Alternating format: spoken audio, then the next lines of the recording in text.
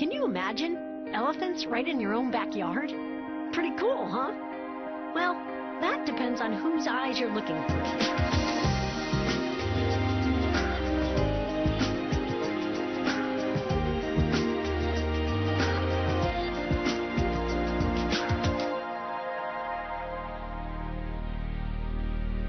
Hi everyone, I'm Julie Scardina here at Busch Gardens, Tampa Bay, along with our family of Asian elephants. You can see how big elephants are. In fact, they're the largest land animal on Earth. But along with their size comes enormous strength. And that combination doesn't always make them compatible with humans. We'll find out why shortly when we learn more about elephants, their habits, and their environments. We'll meet people who are passionate about elephants, from local villagers to researchers in Africa and the United States. We'll even find out how chili peppers are actually helping to save wild elephants. We know a lot about elephants, yet there's still so much that's unknown. So let's take a look at them from all sides in this episode of Saving a Species, The Elephant Story.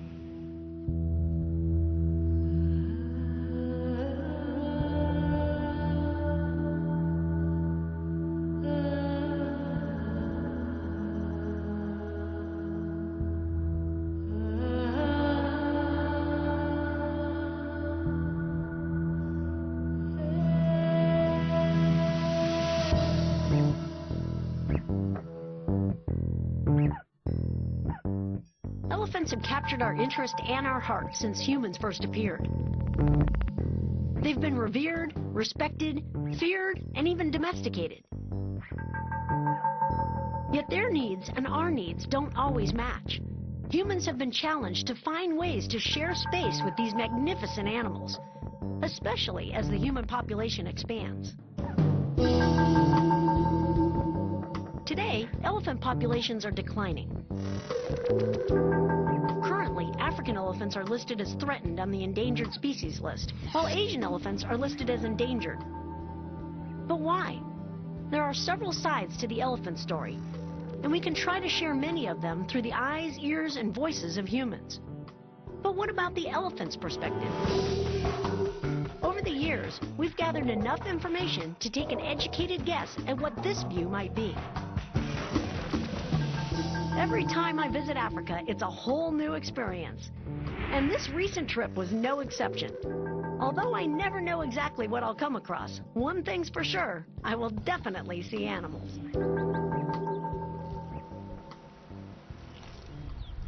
We've just arrived at Amboseli National Park, and look what we run into, a female with her 2 offspring.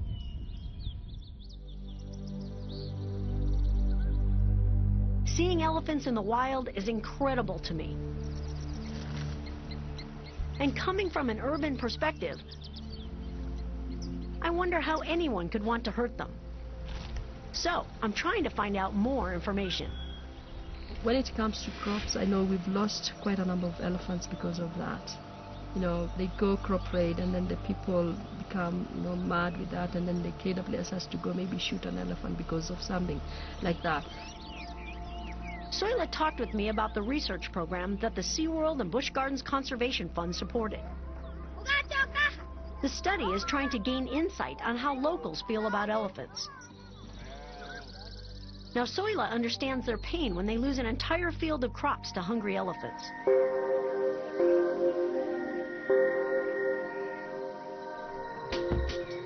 On a recent trip to Rwanda, Jack Hanna realized there were mixed opinions about elephants within the village itself.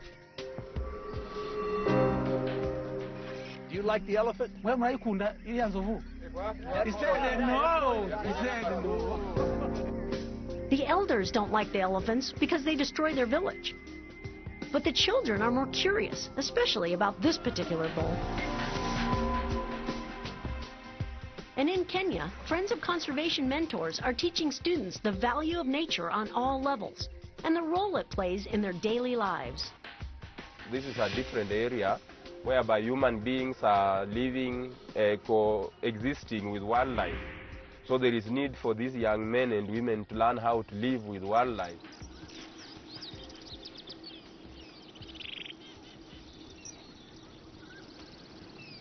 Elephants are what is known as a keystone species. This means that many other animals depend on elephants for their own survival. They're herbivores, and the vegetation they eat and digest helps disperse seeds. During migration, elephants use the same paths, creating trails that other animals and even humans use to travel. Their tusks are used to dig wells, generating multiple water sources throughout the habitat. As elephants move through the environment, their large size helps bring down vegetation within reach of many smaller species. The presence of elephants in an ecosystem is extremely valuable and impacts many other animals and plant life. That's why it's critical that we learn as much as we can to help increase awareness and preserve elephants and their habitats. When they go outside of the parks or when there's a lot of people nearby, oftentimes elephants and humans run into conflict.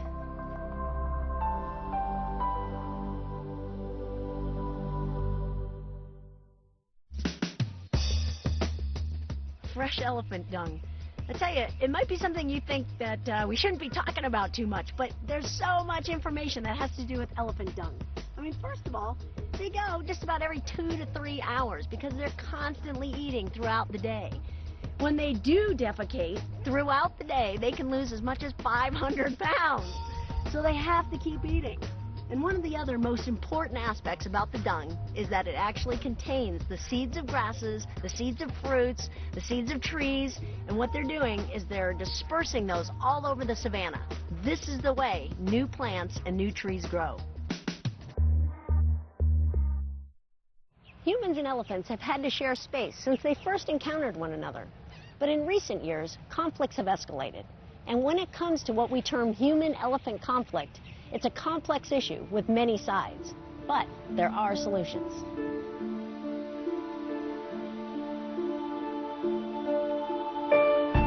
Most of them are here because the mothers are poached, and others are here because A lot of of people human nearby. wildlife. Oftentimes, elephants and humans run into Wildlife conflict. parks where there are also people living, and a great many times there tends to be some conflict between the interests of Mostly people and the interests when of it the comes to conflict, like spearing and all that, it is done by the warriors and not the old men and not the youth.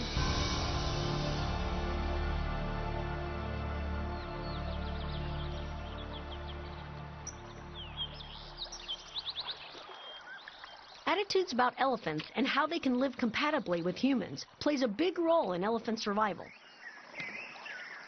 Currently, most African and Asian elephants are managed in protective parks, but this doesn't mean they don't sometimes roam into areas populated by people. And when that happens, they're not necessarily met with open arms.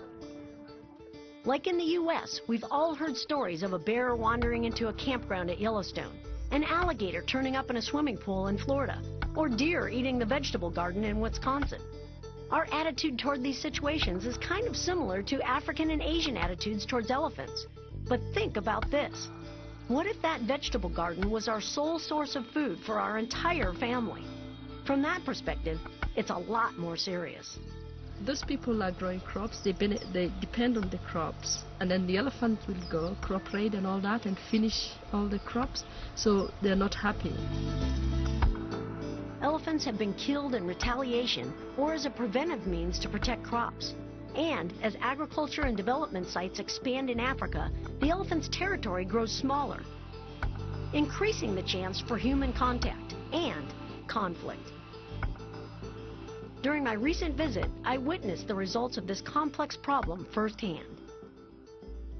We came upon this really incredible event this morning. As we drove up, they had already darted this big bull elephant that probably weighs over 10,000 pounds. But he was speared in the foot by a Maasai. We talked earlier with Soila about human-elephant conflict, and here it is right now. Fortunately, we've got the veterinary service, the elephant researchers, as well as the Kenyan Wildlife Service, and they're all helping this animal right now. This elephant must have ventured too close to the village, and fearing for their crops, livestock, or safety, was speared by the locals. You wouldn't think a little spear wound could do that much harm, but these injuries often get infected. And that's what happened here, putting this bull at risk. African African elephants can weigh up to 14,000 pounds, and Asian elephants up to 10,000 pounds, so they're capable of doing a lot of damage. Their trunk is sensitive enough to pluck small fruit and leaves off a bush, but powerful enough to lift more than 500 pounds or push over trees, huts, carts, and anything else that gets in their way. In addition to the spear wound, the team has found another injury, but this animal is estimated to weigh close to 10,000 pounds, making it impossible to get to while he's under sedation. They've given him the antibiotics, and now they're going to give him the drug to go ahead and wake him up, and hopefully he'll heal on his own as far as the other wound is concerned. Sharing limited space with humans isn't the only threat to elephants. Other issues, such as poaching, the illegal hunting and killing of elephants for their tusks, significantly impacted their numbers and still poses a real threat to their survival.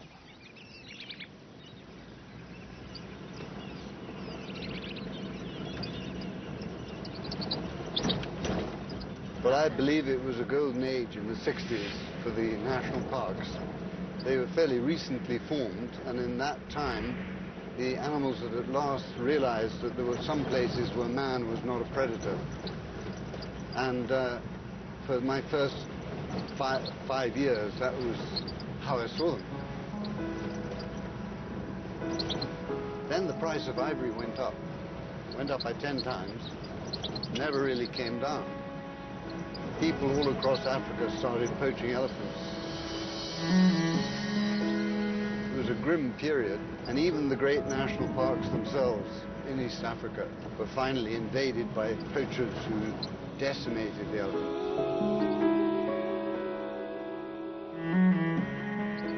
And that really went on until the ivory trade ban. So that basically did stop a lot of the ivory trade then. It certainly did. It changed things radically.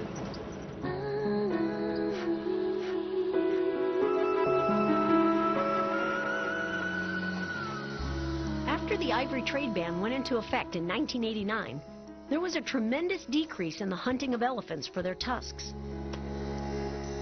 But even today, poaching for meat and ivory occurs all across Africa, and elephants are still at risk.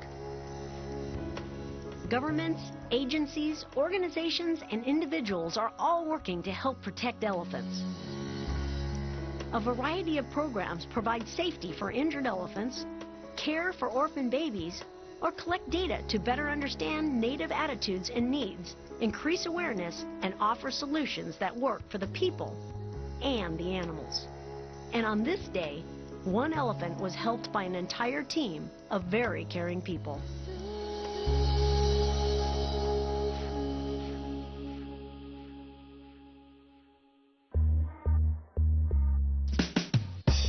Although crop raiding by elephants is a concern, prevention is a better strategy.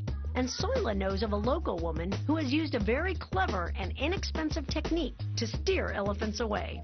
She was mixing chili pepper and tobacco plus used oil, and then they just put it on a rope, and then they put the rope at the end of every place where people are growing crops. And anytime the elephants go and smell the rope, because it smells tobacco, chili pepper, they just back up and leave. Simple to make, easy to use. What a great conservation solution from the people that know it best.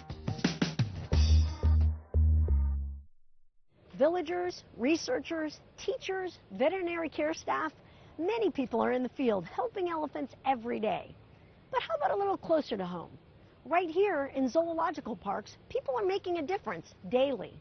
We're understanding more and more about elephants, and this translates into better care here and in the wild.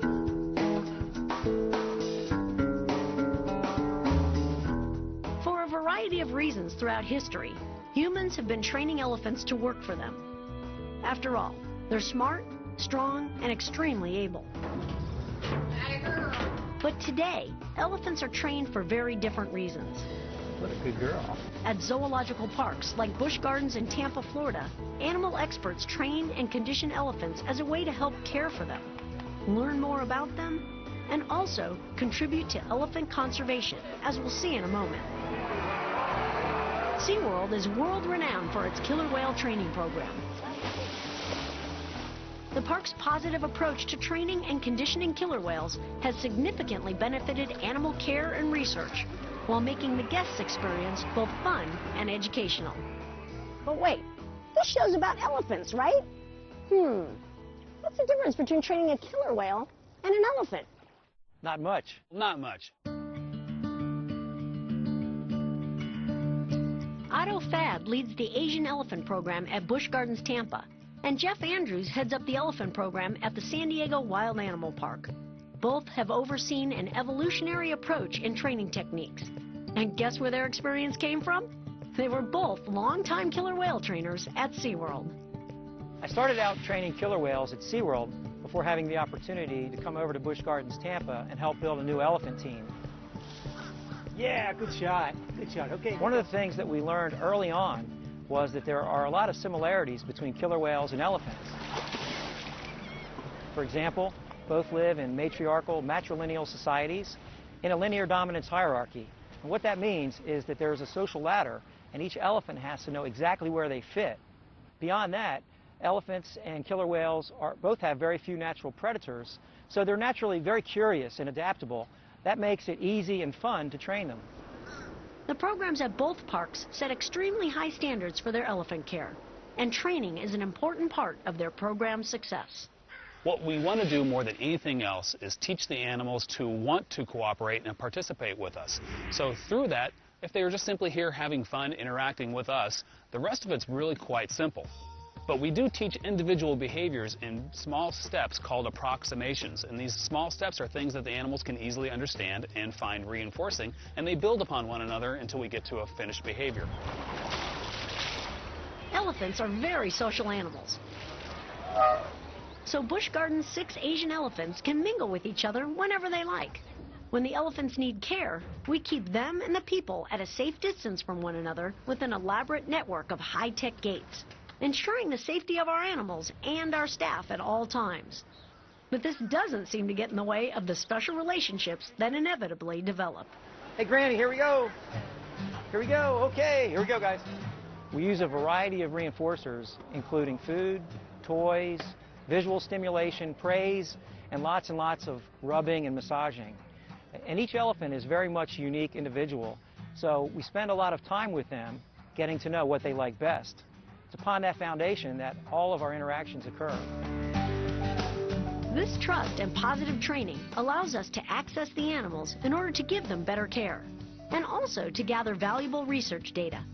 For example, the San Diego Wild Animal Park is conducting a study to gain insight into the walking distances and ranging behavior of elephants. They're using an interesting device called an accelerometer. So to collect data from these elephants on their average daily walking distances, I use this high-tech pedometer called an accelerometer, and it measures not only the frequency of movement, the range of movement, also the intensity of movement. But before I can do anything, I need to program it for today's activity. It's programming as we speak. It'll take just a couple more minutes for it to initialize.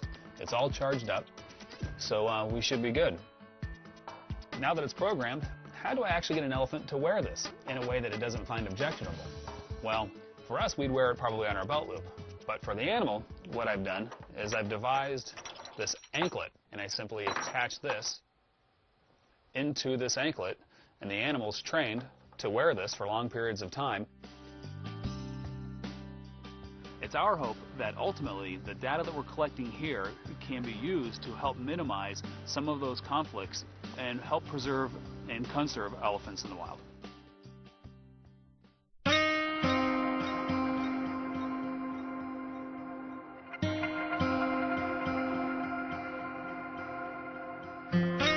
In an attempt to keep the gene pool of a species strong and diverse, zoological parks often work together.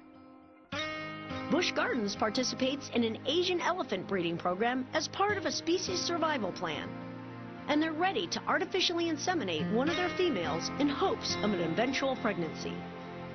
Months of training and conditioning has resulted in some amazing preliminary work, all leading up to one particular moment on one recent night. In preparation for this artificial insemination, We've had to monitor the reproductive cycles of the female elephants to work out when the best time to inseminate will be.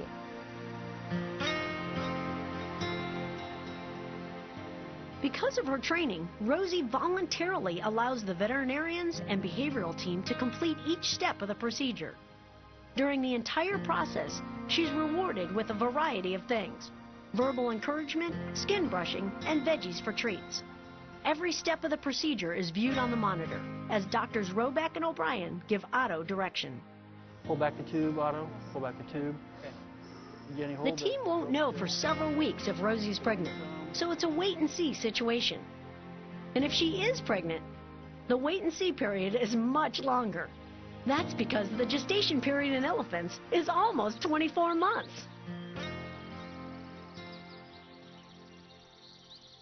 San Diego Wild Animal Park has an African bull living on their habitat, so their approach to breeding is through natural means with their male and females.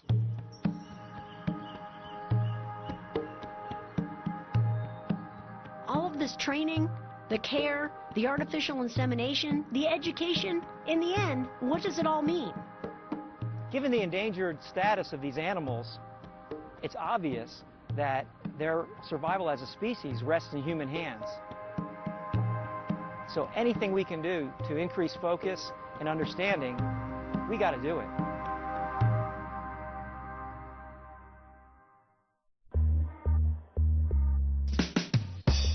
At the top of the elephant hierarchy, there is the matriarch. As teacher and protector, she leads the herd. Pachyderm Palace at Busch Gardens, Tampa Bay is honored to have, at its helm, Mem.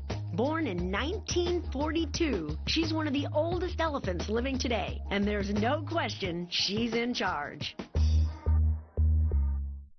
We just saw how elephant training is evolving in such positive ways, and how it allows us to better understand their behaviors and their needs.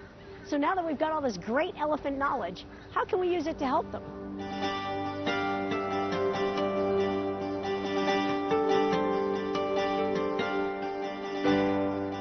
All around the world, people are working together to help elephants. The SeaWorld and Busch Gardens Conservation Fund supports several projects aimed at saving elephants and their habitat. And in the U.S., breeding programs like the ones at Busch Gardens and the San Diego Wild Animal Park help sustain the species. And research programs at zoological parks also directly impact elephants. Minimizing conflict can happen through education. If knowledge equals power, then these students here in Kenya are making sure they're the leading authorities when it comes to their environment. These are members of Friends of Conservation. These young people are learning as much as they can about nature in their area, which in turn helps them to understand how to preserve their wildlife and habitats.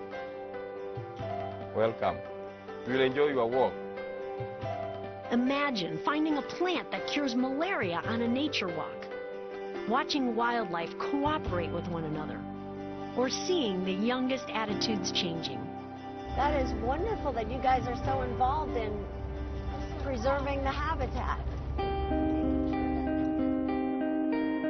Whether in zoological parks like Busch Gardens and the San Diego Wild Animal Park, or national parks in Africa and India, humans are making significant strides to better understand elephants, with the ultimate goal of keeping them around for a long, long time. But conservation doesn't have to be on a grand scale. You can do your part to support elephants and their habitats by learning as much as you can about them. One major difference you can make is by not buying products made of ivory or that deplete the natural resources where the elephants live, like exotic wood such as teak or mahogany. Go online and buy jewelry and crafts made from African locals to support their economy. Visit zoological parks that are working to save elephants, or go online and support an elephant project of your choice directly. So life will change, but the community, they have to be aware and they have to benefit from wildlife. Because when it comes to conservation, there's a lot we can do and learn from each other. you have taught me. When I was in the truck with you guys and went on the nature walk, you taught me a lot of things. And we take that back to our children in America. And so you are actually teaching our children as well. So we thank you, Asante Sana, for helping us.